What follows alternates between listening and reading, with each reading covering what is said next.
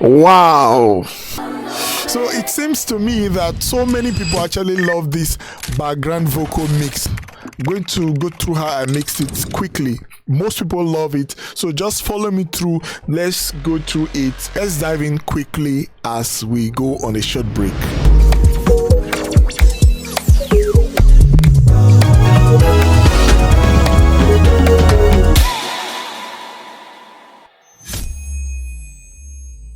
Boom, family. So don't be deceived. The truth about background vocals is the source. If you do not have a proper recording when it comes to your background vocals, sorry to say this, it's not going to be fine. No matter how good you are with mixing, it's not going to be that great. So a great background vocal actually has to do with the recording. So as you can hear, this one is already sounding very great. So spend most of your time on recording a great background vocal. So let's just quickly go through what I did here. So the first thing you want to do after mixing your lead vocal, what you need to do is to go to your mixer. So you go to your mixer, you've already boxed everything. As you can see in my lead, I have very few stuffs going on in my lead. You see, nothing really much going on the vocal. I have just 4 plugins. What determines what you do is based off of how the vocal is already sounding. Do you get? So, but I have quite a lot going on the background vocal, which is the harmonies. So what I did here, as you can see, the major plugins that I have on the lead is actually replicated here. So all I just have to do is to hold my Alt and just copy and paste them. You can see them, they are all the same thing. But one thing stands out, or one thing you need to pay attention to, they are not the same settings. So let's say, take for instance now, this is the background vocal. Let's take a listen.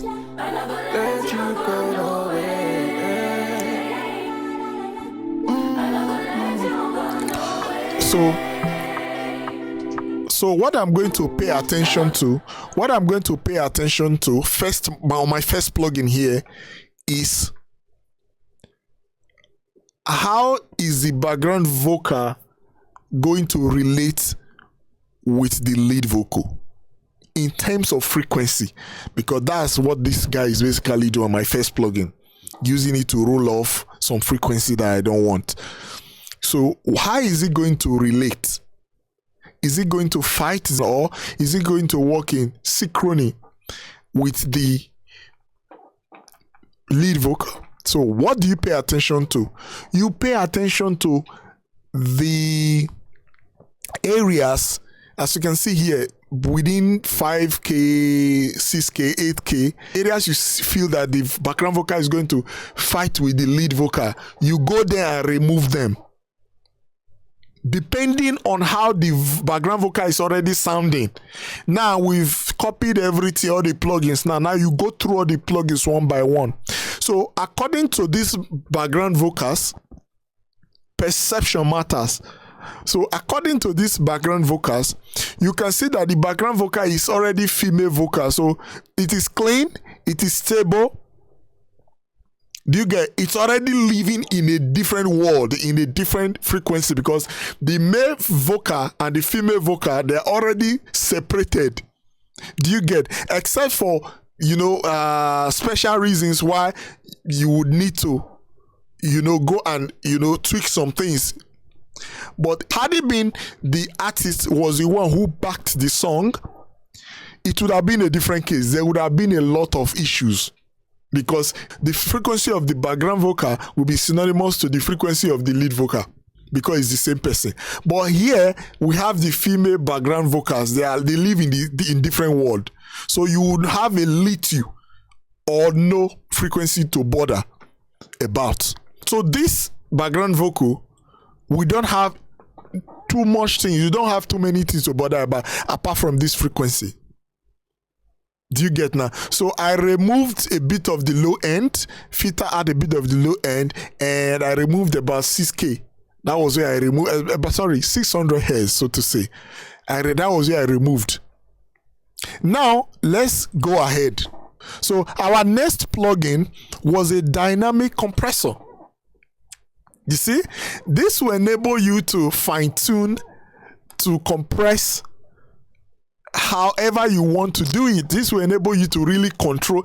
See, don't mix background vocal without dynamic compressor. Don't even try it. Don't forget you are dealing with a bunch of, bunch of background vocals that are, that have different variations, different nuances, that are, flying up and down, different parts, you are dealing with such things. So you really need heavy control. You really need to control, the dynamics.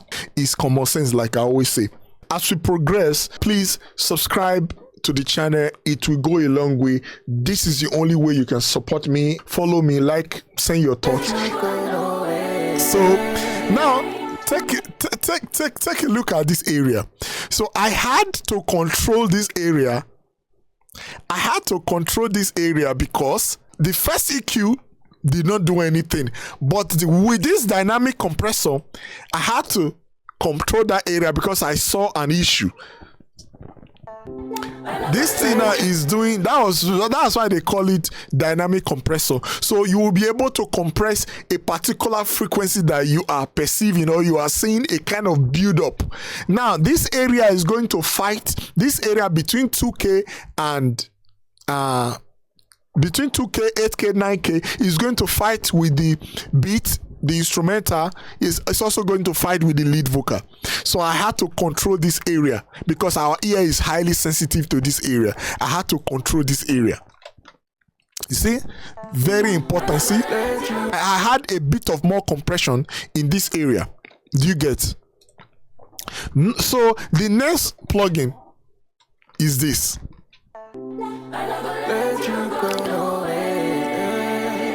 Do you see that? So I'm doing a bit of compression. I'm controlling the highs. I'm controlling the S's and the T's using this, and I'm also controlling the plosives. Those low end, like maybe you go too closer to the mic. I'm trying to control them because don't forget these are, plenty of vocals, doing the same thing. So it will definitely tell on the mic. So it will definitely tell on that frequency, that low end frequency, because we have a lot of vocals going on at the same time. So the next thing I did was a limiter. Again, since we are dealing with a lot of vocals at the same time, you can't mix without a limiter. You must use limiter in this case. Most especially, even if you do not use limiter in your lead vocal, please try and use limiter on your background vocals. It's very important because it's going to control, to make the background vocal work with every other thing in the mix. It's going to make the background vocal work with, any place there is a bump, the limiter is going to control it, so it's going to blend. Do you get? It's going to blend in with the lead vocal. So I have chorus here. Not doing much thing. Default just 10%, and the special is 75% on default. So again, I brought another. You see, this is when you are mixing. Mixing is actually step. When you are mixing, you mix, you listen, you say, oh, what do I use to solve this problem? I saw that. Let's play again. I saw that I had to control that background vocal using another dynamic compressor. This time 3 bands, controlling different bands, different frequency, entirely different from the first one. You see what I did? You see? So I'm going to switch off the lead here so that we get this thing in perspective. Get the background vocal.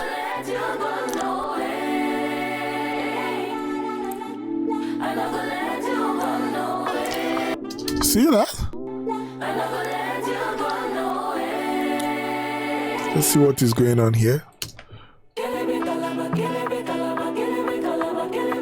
Did you see that? So let's go on. The last thing we did here, pay attention to this thing. This is one of the magic that is going on. Pay attention. This is not just throwing a reverb into a sound. Look at what I'm going to do. If you watch my previous videos, you will understand that, or you will notice that I always preach slow pre-delay. But in this case, you've seen something contrary. Why? So this is not just throwing things. And I always say, use, EQ. You are saying something different, right? Good. Pay attention to what is going on here. And pay attention to what is going on my mode, my modulation. So it's not the regular thing I'm doing. Now let's see what I'm doing. See, this is what I did here using that reverb.